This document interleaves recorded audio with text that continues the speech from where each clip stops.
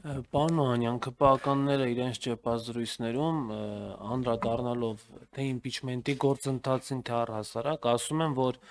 Ռոբերտ Քոչարյանն ու Սերժ Սարգսյանը վախենում են գալ խորհրդարան, որտեվ եթե գան, ԿՊԱ-ականները նրանց կուղարկեն քաղաքական թոշակի։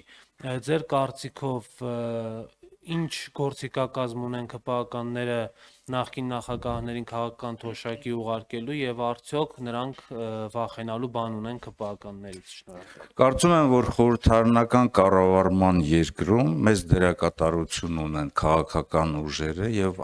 անհատները, հատկապես անհատներ, որոնք որ հայ ժողովրդի նորագույն պատմության ընթացքում ունեցել են համապատասխան արժեքներ եւ իրենց անձնական օրինակով են կերտել մեր հայ ժողովրդի այսօրվա իրականությունը եւ եթե խոսքը գնում է եւ նրանցից մի քանիսը նաեւ արտահայտվել են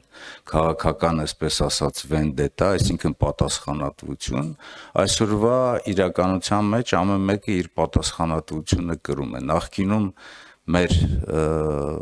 նախագահները կրել են պատասխանատվություն եւ այդ պատասխանատվությունն է բերել նրան, որ մենք ունեցել ենք անկախ ազատ Հայաստան եւ անկախ Արցախ, ինտեգրված գործել են Հայաստանն ու Արցախը, թեկուզ իրենց բնորոշ թերություններով, ինչպես ես ասել եմ, բայց այնուամենայնիվ քայլ քարը քարի վրա տնելով, զրոյից սկսվելով իրենք արել են ամեն ինչ։ Այս իշխանությունը պատրաստի է ստացել այդ ամենը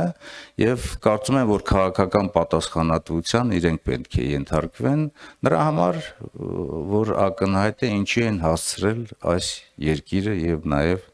Արցախը։